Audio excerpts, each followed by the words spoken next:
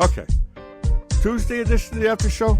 Got Wink and Justice with you. Wink over here on the East Coast. And Justice over here on the west coast of the contiguous United States of America. It is Red Sky at Morning Tuesdays on the After Show. And maybe for, anywhere and somewhere in the world, even in the brief but elongated silence at the top of the hour. What happened there? We apologize for whatever that was. Yep. But we're here, like we said yesterday, bright and bushy. Oh, hell yeah. And how are you doing, Link? Not bad, not bad. Got my coffee, good to go. Thank God for that. 61 degrees here in New York, 21, and kind of on and off, with a little sun, a little cloud. A little 50-50 there, but we'll take it. Remind you to get in the chat. Just go to netrootsradio.com, scroll down the bottom of the page, and on the right-hand side of the bottom of the page, there is a link to the chat. So click that, join us there. To the leftish of the chat room link at the bottom of the homepage are the Contribute Donate buttons, and thank you for your generosity. You can do a one-time if you prefer that, or recurring. And your generosity in that venue helps us pay the bills, which is a construct in this plane of existence that we decided to adhere to. Yeah. Unlike a supposed president of the United States who doesn't pay his bills, and no bank would lend to him. Well, no reputable bank. Right. Well, in America. Is Exactly. Deutsche Bank reputable? I don't know anymore. Well, here along the banks of the Rogue River, in the Rogue River Valley of Southern Oregon, it is a smidgen below 60 degrees. Ooh, we just changed, and we are now officially 60 degrees. Ooh. Going up to a much cooler temperature today than we've had in days previous. We will be only reaching 89 to 90. Similar to yesterday, but, when we were at 107, that was Yeah. What's the term? Baking. Yeah, we were baking. Yeah. Oh, yeah. Say the least. So much baking, it's hard to get baked. Whew. Yeah. And if if you live in one of those states, you'll know what I'm talking about. And let's see, we will be having a low of 56, which is pleasurable, though we were pretty warm last night, and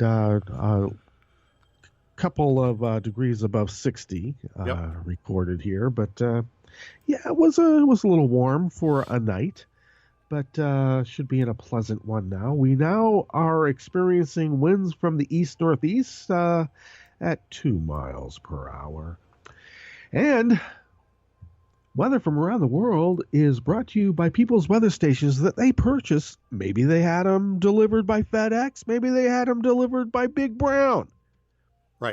Right. Or maybe Go Postal Union USPS. Ah, there you go. Could have been that way. Yep. You never know. Maybe not around the world. Right.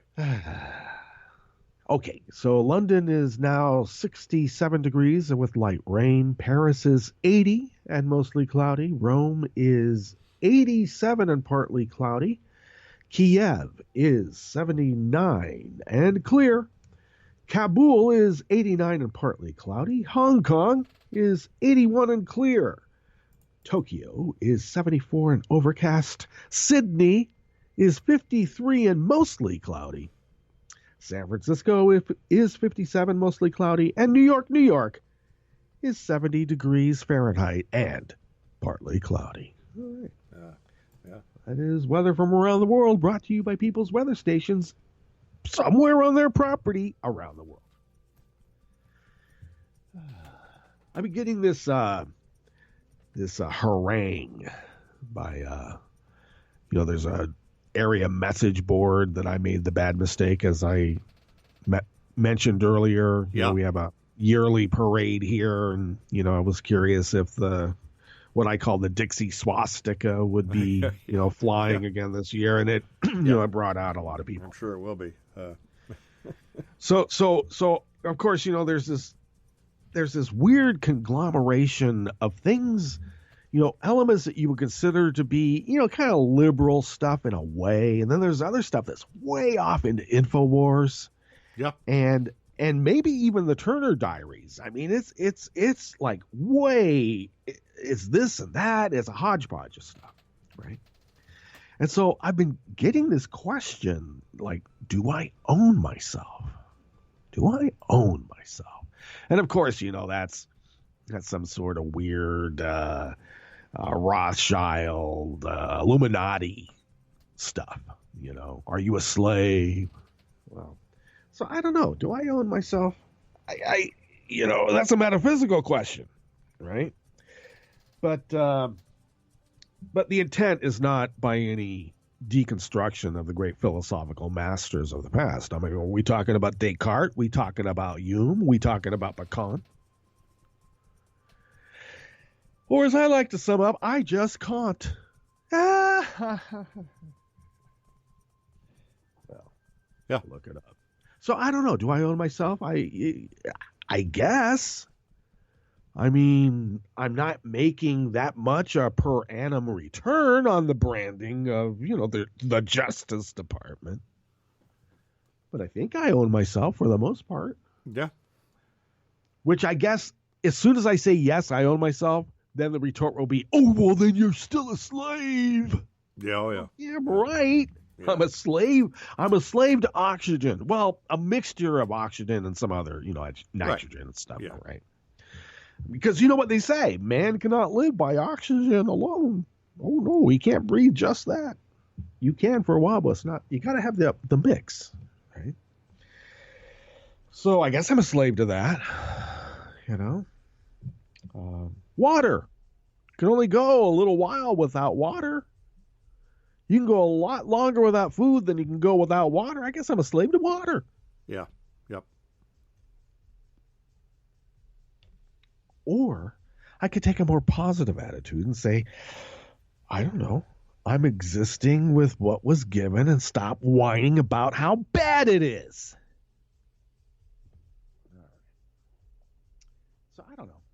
I don't know. I keep telling the fellow, we really should talk about tomato cages. Wire or wood. That should be the extent of what we discuss. Maybe wire, tomato wire cages. They're kind of adaptable. Wood looks good. Does the trick. Seems natural, too, because the plant likes to feel something that's, organic rather than a wire. Right. Your tomatoes are slave to the corporate masters that are using the one eye from the Masonic rituals. Is that like a local gadfly? Is that the level of local gadfly that I have? Toto, this ain't San Francisco. Or no, maybe it is. It is San Francisco. There's all sorts of people like that around there. It's just that, there's less people here, and so you run into them more often. That's what's weird. Yep. Oh, my God. Okay. These are the issues we're going to be attending to today. We should not dally because we're visiting with Chris Reeves. Of course, it being Red Sky Morning Tuesdays. Yes. This is what we visit with Chris Reeves. So these are the issues we will be attending to today. The Chief of Staff for the EPA pressured the agency's top scientist to alter her congressional testimony. Congressional testimony in which she had already submitted her written testimony. Yeah, yeah. Interesting, huh? Oh, well, we don't care about facts. We care about getting our way. That's what that's all about, of course. Yep. After a series, talking about trying to get their way, after a series of stinging judicial losses, the Republican-controlled North Carolina legislature looks to keep power by gerrymandering the courts. Ah, yeah. Yes. When we talk about process, we're talking about people who sit around and that's all they do. How can we game this system? While at the same time saying that liberals just sit around gaming the system and all we're trying to do is fill the potholes in the street. Yeah, pretty much. And a U.S. district judge halts the deportation of Iraqis nationwide. Right in the midst of, the travel ban partially being imposed. Just until they can hear it. Ooh, boy. Okay, so for the last half, we will be visiting, of course, with Chris Reeves, always affectionately known as Tom Servo 433, for a discussion on why John Oliver's jokes are more stressful to Colbert and Robert Murray than the deaths of his own employees. Well, it's levels. Some people are able to handle some things and other things they can't.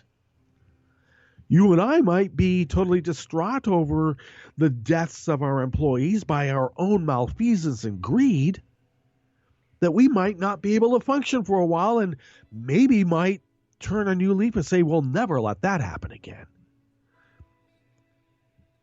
And then other people can't stand jokes made about them showing how inept they are, that they would allow their employees to die, well, seemingly without feeling. Yep.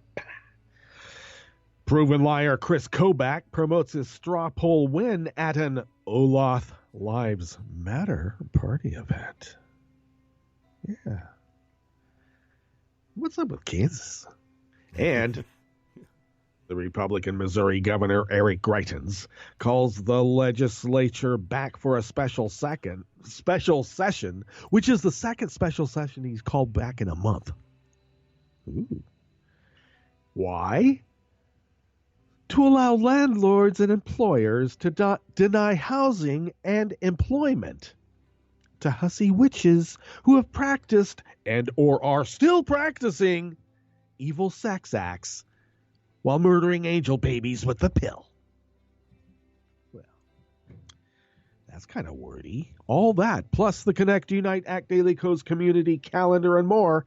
Yes, always more. On the after show with that ever so fine fellow over there on the East Coast. His name is Wink. This guy back over here on the West Coast. My name is Justice, and we do this 5 days a week for an hour-ish in the specific, particular, and very peculiar tear in the fabric of space-time, because who loves you, baby?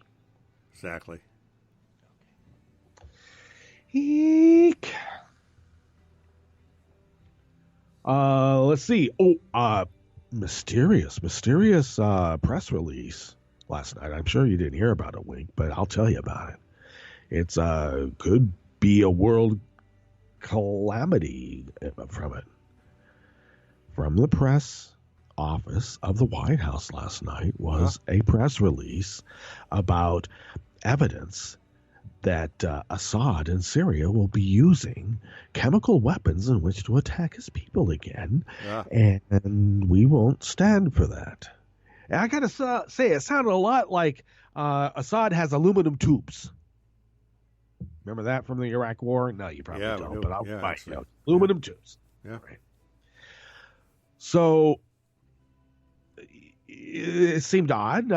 Nothing like that had ever been released before. It just seemed odd. And military types in the field had no idea what the hell was going on. So we got that going for us. But we're not burned to a nuclear crisp yet. And, Yeah. So that's a little. I just thought that, I'd bring that up because that was a rather odd development. And, you rattle the saber. Oh, yeah. I mean, we threatened them. And then the UN ambassador, she said, oh, yeah. And not only that, Iran and Russia better watch their step, too. And this is like, without telling anybody in the field, nobody in the diplomatic corps. Of course, there's nobody in the diplomatic corps. Right. Remember the good old days when we had a State Department? Yeah. Yep. God, it just seems like only last year. Yeah. An eternity ago. Okay. Better get into these stories. EPA Chief of Staff. This is out of the New York Times. And I have 7 articles left in this month. I wonder if I'm going to use them all up. Yeah. The EPA's... Oh, I'm sorry. This is by Coral Davenport out of the New York Times. The EPA's Chief of Staff pressured the top scientists on the agency's scientific review board to alter her congressional testimony to play down the dismissal of expert advisors. Emails show. Uh-oh.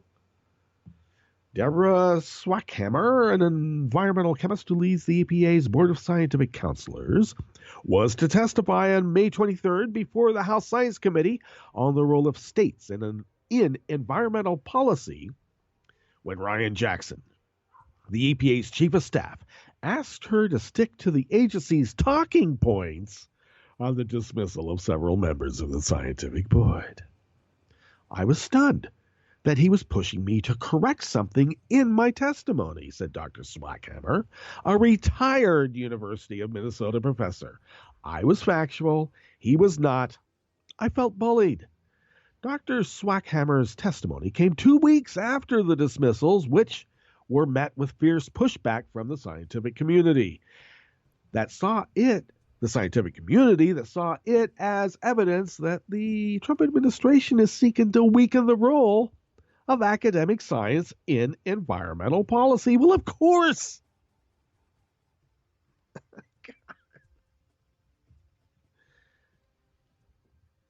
Now, I know that, I suppose we're not supposed to talk about parallels between Nazi Germany and whatnot. So let's not just limit it to Nazi Germany. Let's call it Nazi Germany, Pol Pot, Mao Zedong, Putin, etc., etc., etc. What are one of the big things that they do? They go into the universities, the academies, and they totally delegitimize them. Okay, egghead professors. Some of them just get rounded up and stripped of all their belongings and made to work in the fields until they die. You wear glasses? You must be an intellectual, egghead intellectual. To the salt mines with you.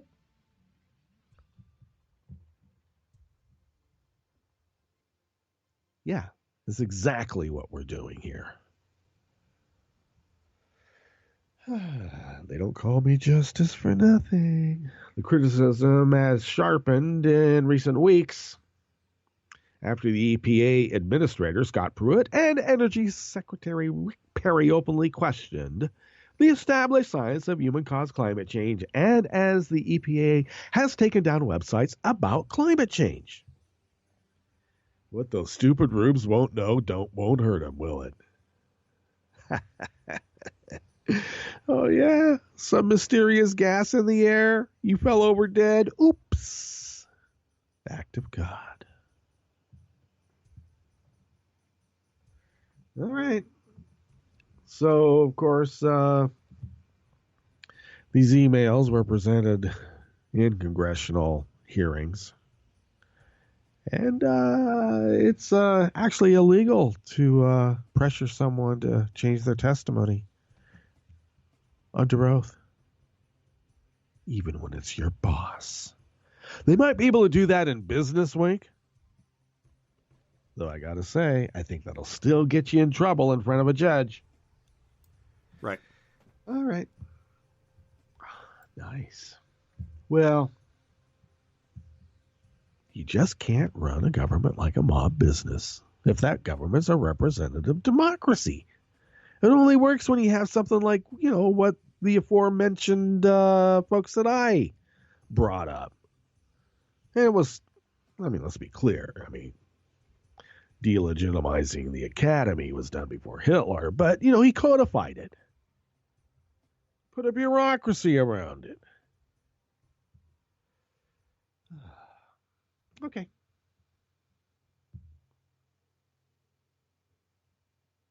Is that right? Okay, the Republican-controlled legislator, Wink, in North Carolina just cannot stand the fact that voters, even in their devious plans of trying to make sure that those types don't vote, Right.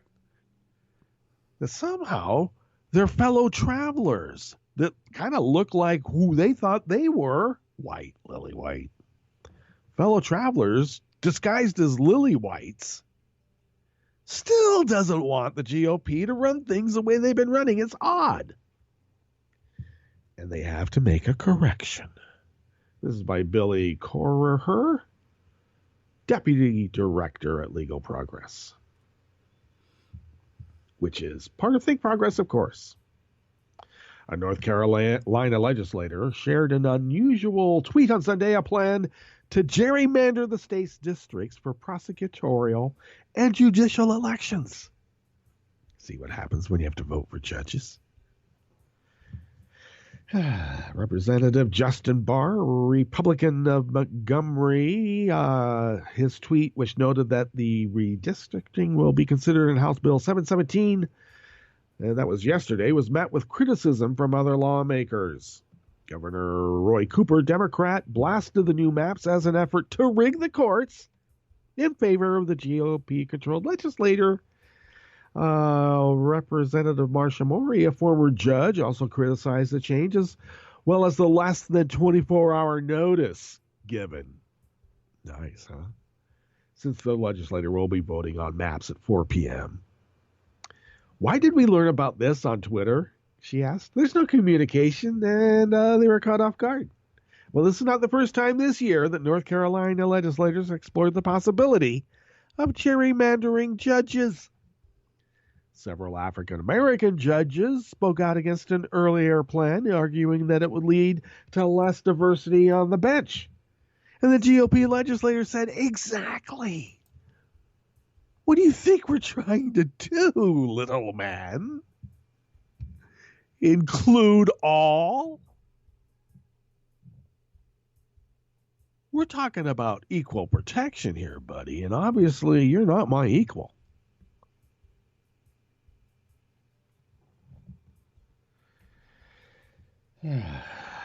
Equal protection among equals. You are not my equal, so no equal protection for you. Goodbye. The news follows the legislature's proposed budget introduced last week, which includes several provisions to handicap the governor and attorney general's ability to challenge unconstitutional laws. Because who are you to decide what's constitutional and what's not? Exactly. We're talking about constitutional protections among equals, and you are not my equal. See what happens when they rule? They don't govern. They rule. Yep. Oh, God, Wink. Why? Well, the North Carolina legislator has an astounding losing streak in the courts lately. The Supreme Court recently struck down its congressional redistricting maps for illegally packing African-American voters into a few districts, and it left in place a lower court's ruling that the legislature's 2013 voter suppression law targeted black voters with, quote, by the courts, almost surgical precision, end quote. The Republican-controlled legislature has also passed a series of bills to limit the authority of the Democratic governor, and many of these bills have been halted in state court.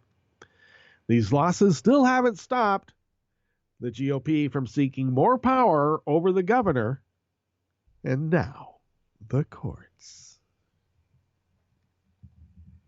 Yeah. Well, you know, if you look at it from market philosophy, what does capitalism want to achieve? It wants to achieve a monopoly, Wink. There's too much competition, really, between these three branches of government. We need to have only one. For efficiency purposes. Right. Everybody knows that. More efficient, no question. More efficient. Yeah. Now, I could understand, you know, this Mussolini posture that Trump always affects. But he can't make the trains run on time. God. Just bugs me. Okay. This is out of Reuters. A federal judge halted the deportation of all Iraqi nationals late last night, detained during immigration sweeps across the U.S. this month until at least July 10th, expanding a stay he imposed just last week. The stay had initially only protected 114 detainees from the Detroit area. Now U.S. District Judge Mark Goldsmith sided with lawyers from the ACLU who filed an amended complaint Saturday seeking to prevent ICE from deporting Iraqis from anywhere in the United States.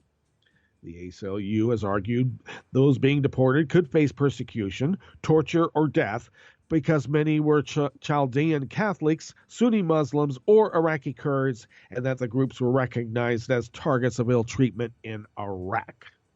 Goldsmith agreed with the ACLU on the grave consequences deportees may face, writing in a 7-page opinion in order that such harm far outweighs any interest the government may have in proceeding with the removals immediately. Now let's be clear here. The Iraqis that ICE is saying that they're rounding up are, criminals who have been convicted of crimes. Some sex crimes, a lot of property crimes. The caveat is that it was decades ago in most of these cases. So we're not talking about a guy that, committed the crime, last week and was convicted or whatever recently. We're talking about people who did their time and then came back and are useful members of society, right? Except when you're not our equal. Equal protection means only those who are equal, and obviously those Iraqis are not equal, Wink. But Goldsmith, the judge, disagrees. Enough, say, to issue the order like, let me look into this. And part of what he's looking into is if he actually has standing to be able to decide this, which then puts into effect courts above him making those decisions. I don't know. But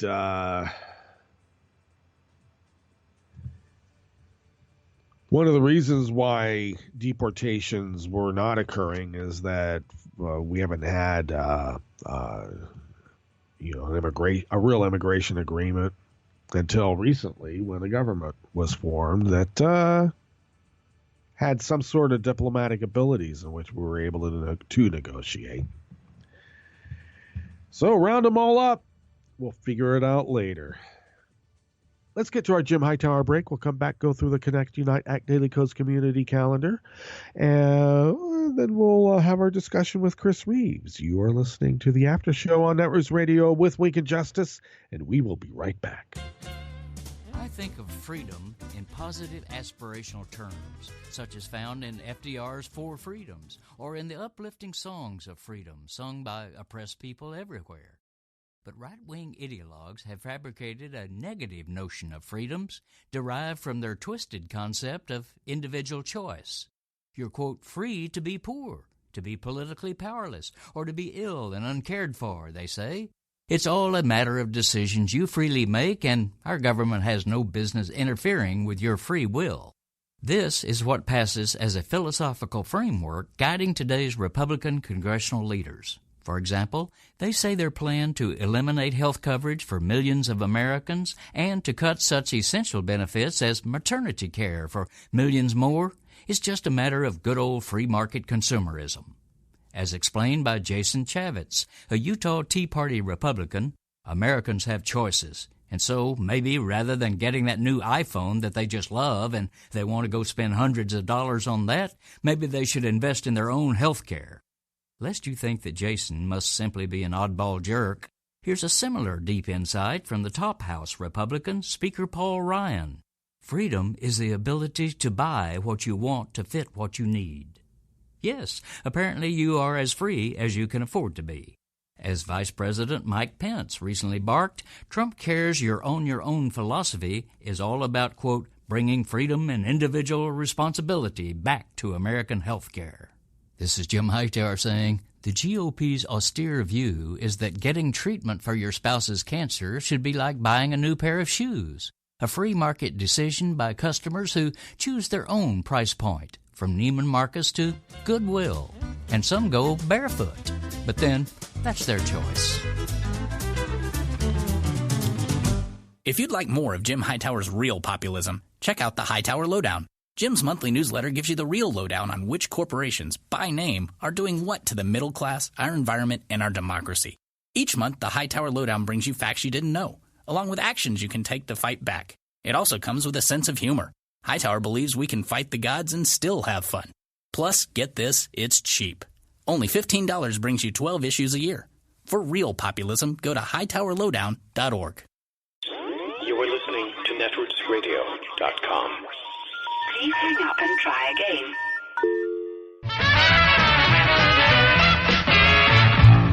From a point at sea to the circles of your mind, a new force is at work for planetary transformation. New radio for a new Earth.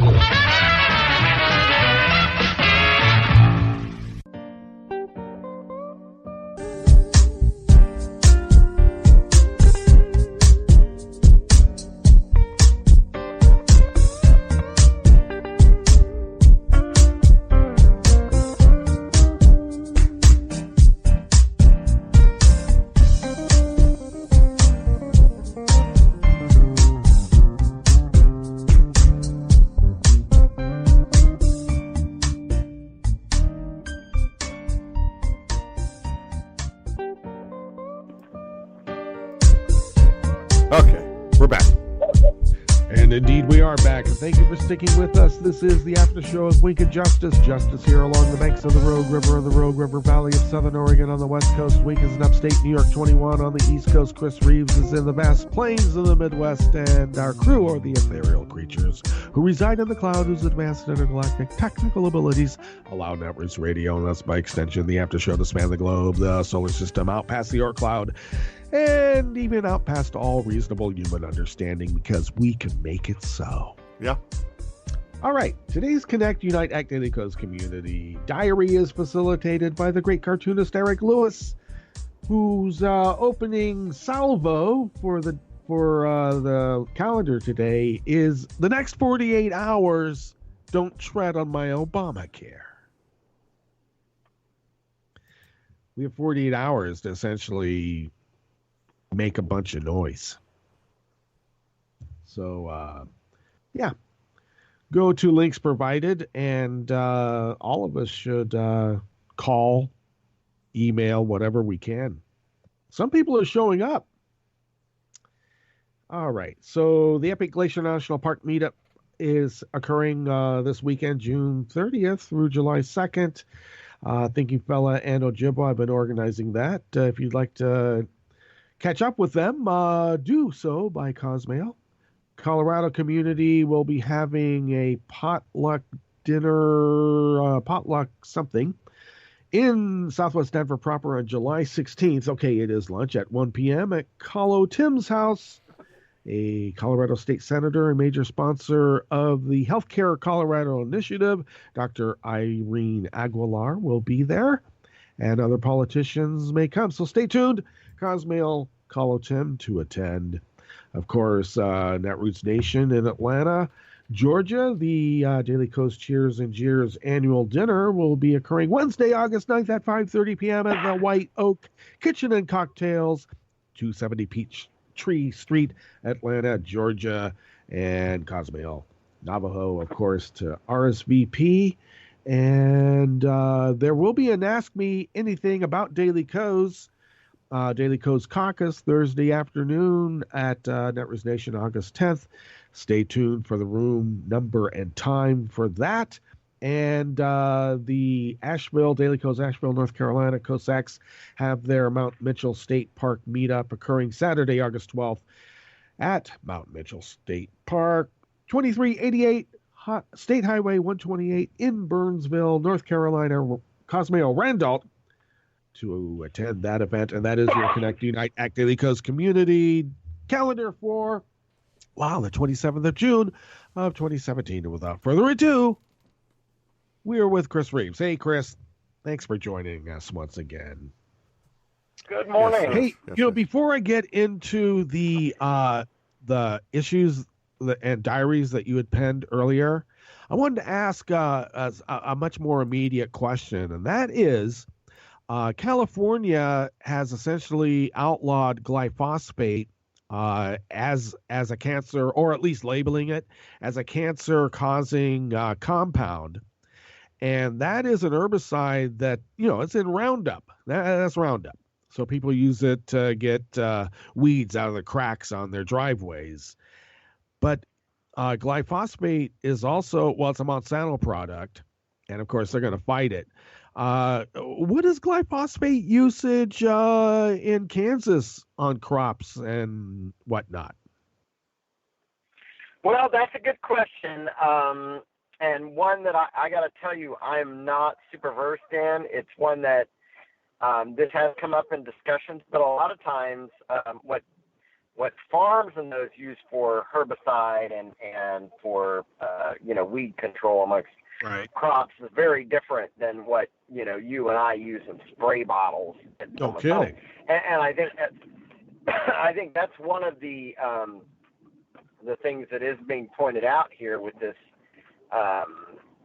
debate over the chemicals that we use in our home use is what are we putting underneath our kitchen counters and around our houses and what are the long-term impacts. And sometimes we study things for immediate impact, but that doesn't give us a total look at everything that's possible with whatever we're putting into our own environment.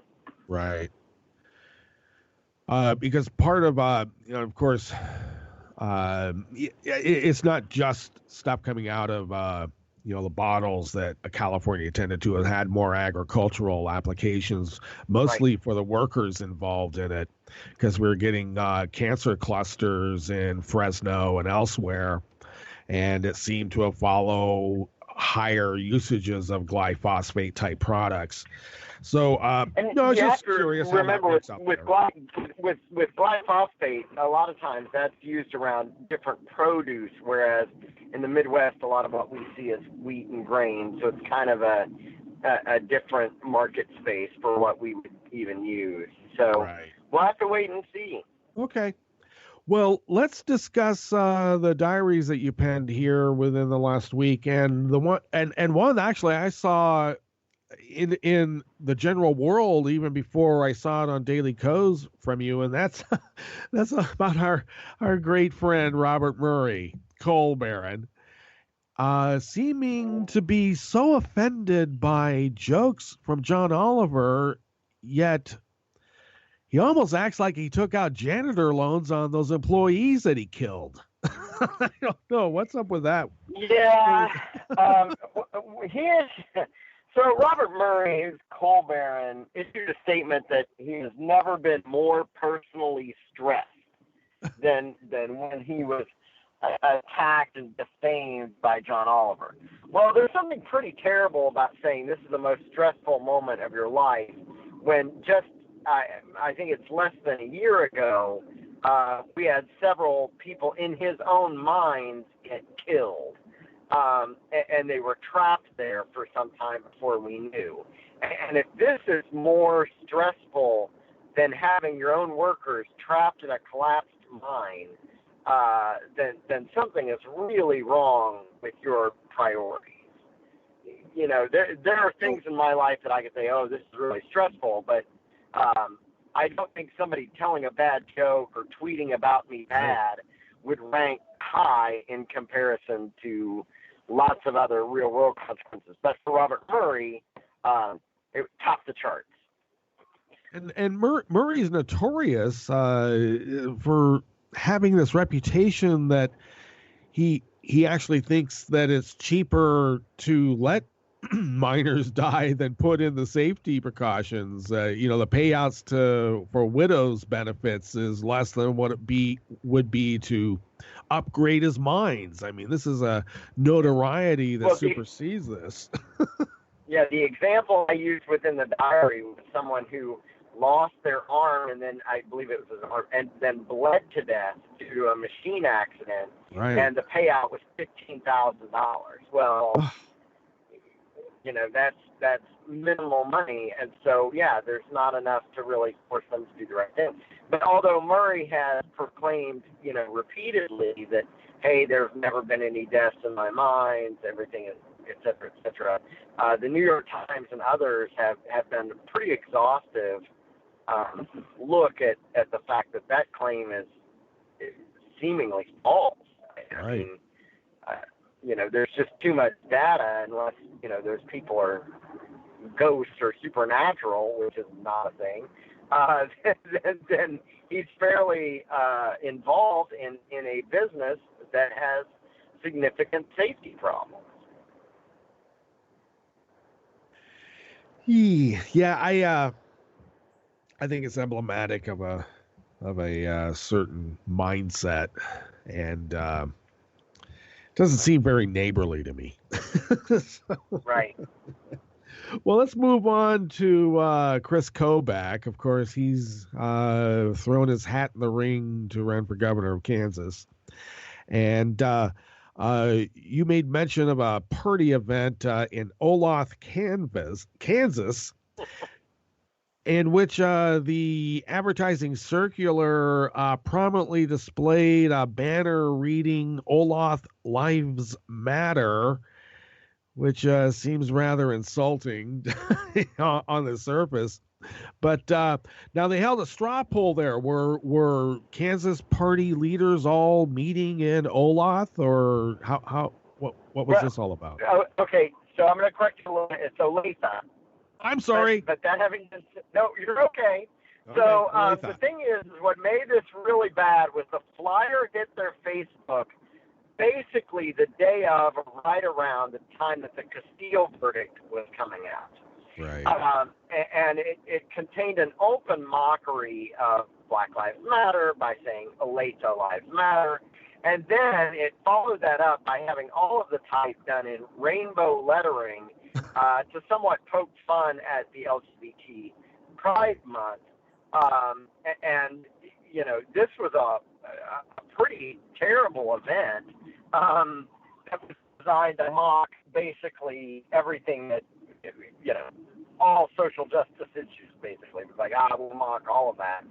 And Chris Kobach was busy promoting the fact that he significantly won the straw poll there.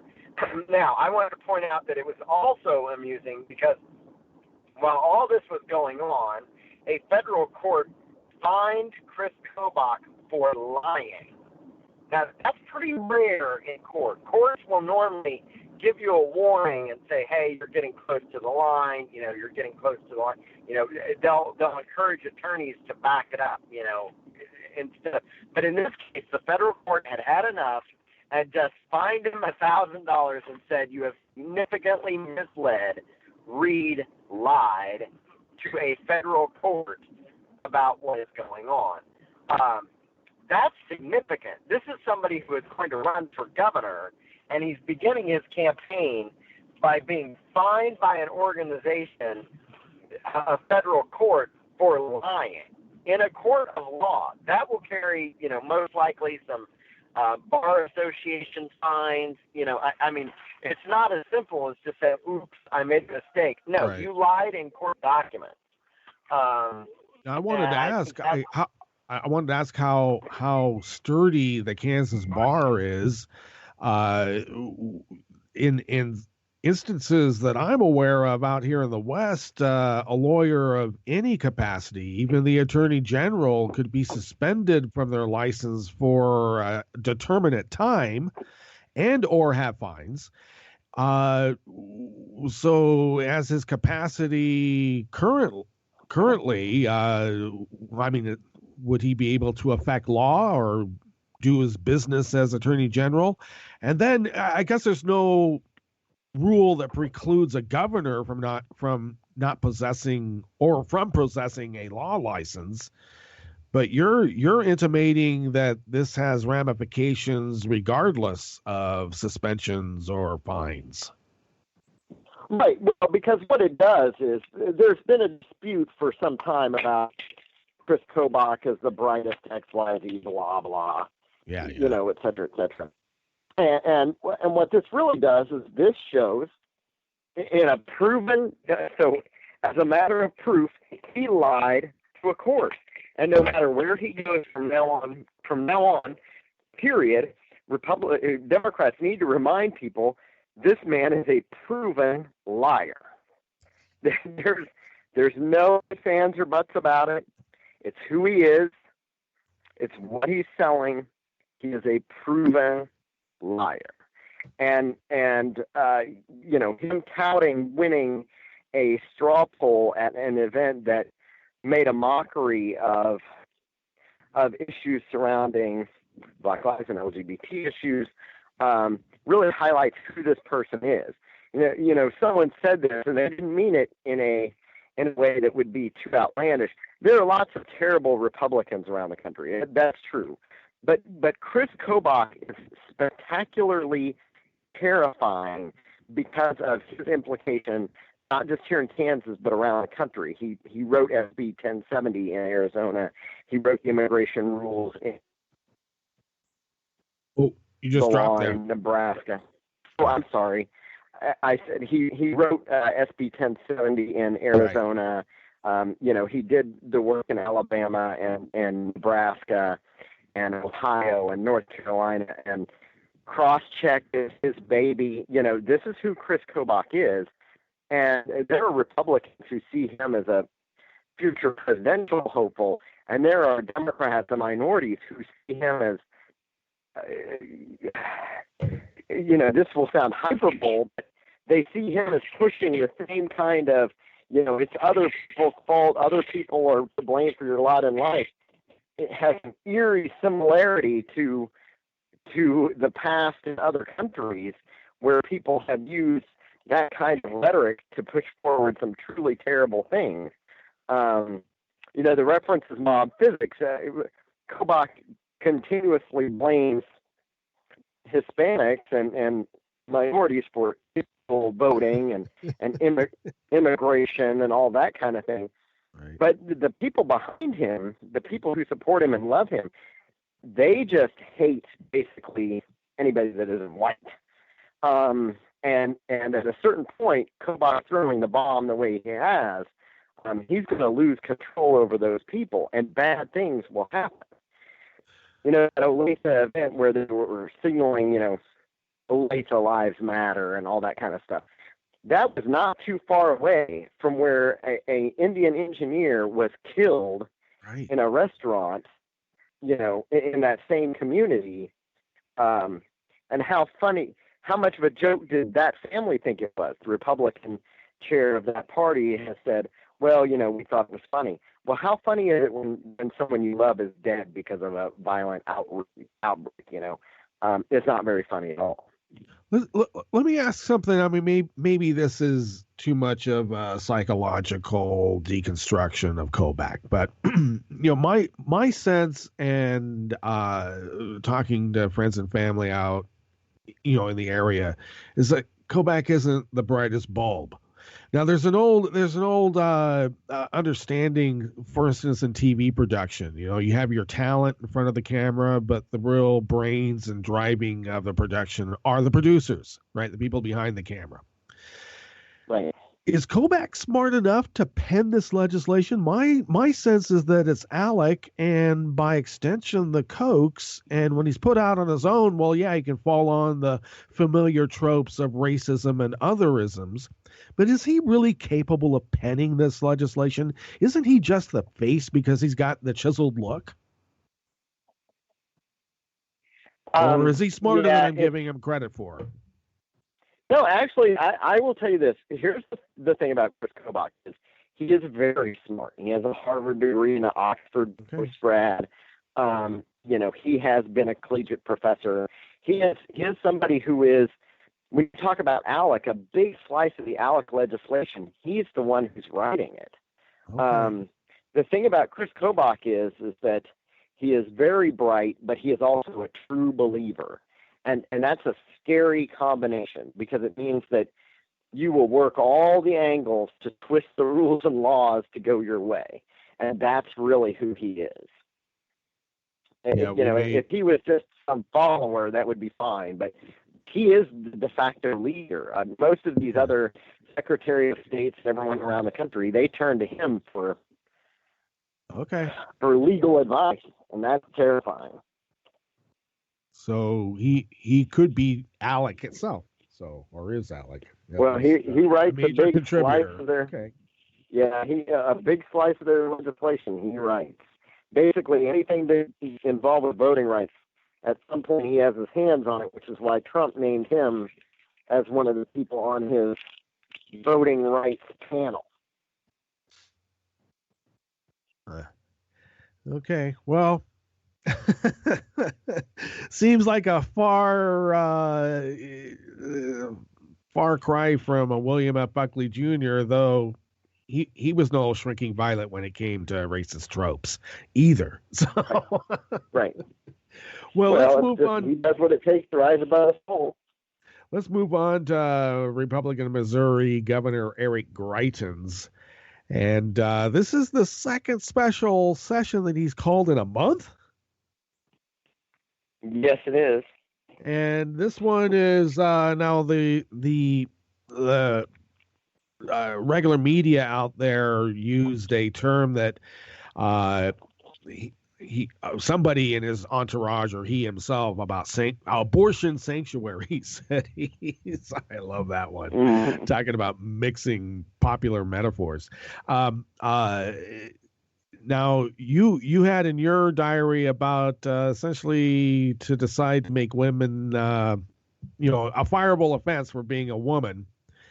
And I spiced it up a little bit, but this is in retaliation for a court order that came down, or not a court order, but a local ordinance against discriminating against women who have had medical procedures that might be deemed irreligious.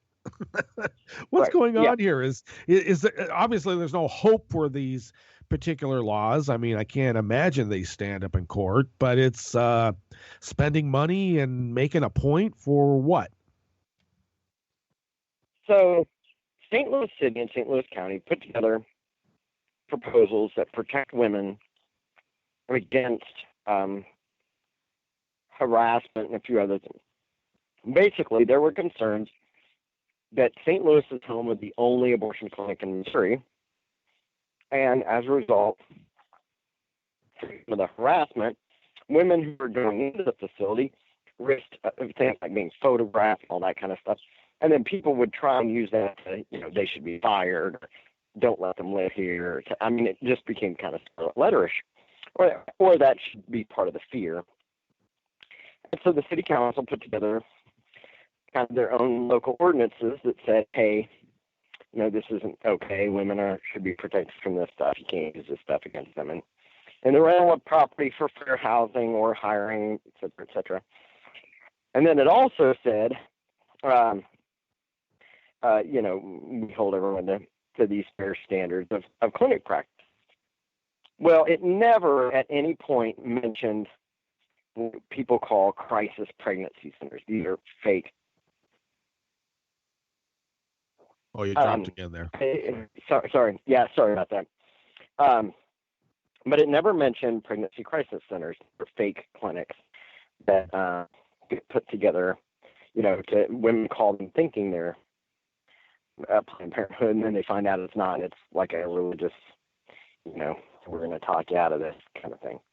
Well, the governor was concerned that the resolution in St. Louis County would allow counties and those to regulate those.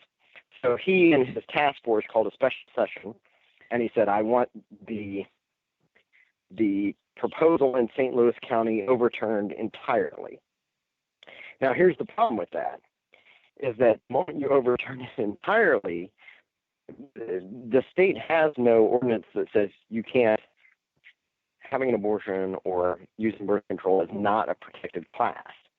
And several within the state house have the belief and fact pretty openly that if you move to overturn that, what you're effectively saying is those are fair questions to ask, although it's not specifically stated in the legislation. Now, Megan Green, who is the DNC member, she's also on the council there in St. Louis, has said that right now the legislation is so vague it may not do anything, but there are Republicans there who are very intent on making sure it does pretty much exactly that, that it allows landlords and and businesses to ask the question of whether or not you are on birth control or if you've ever had an abortion, and decide whether or not they want to hire you. Back in the day before you were born, I remember experiencing, lease agreements that said that, you can't cohabitate with a member of the opposite sex unless you're married to them. Mm-hmm. And those lease agreements were deemed unenforceable after a period of time. And it sounds to me like, I just remembered, like, it should be no matter of interest to a landlord or an employer what I do in my own time, that kind of thing.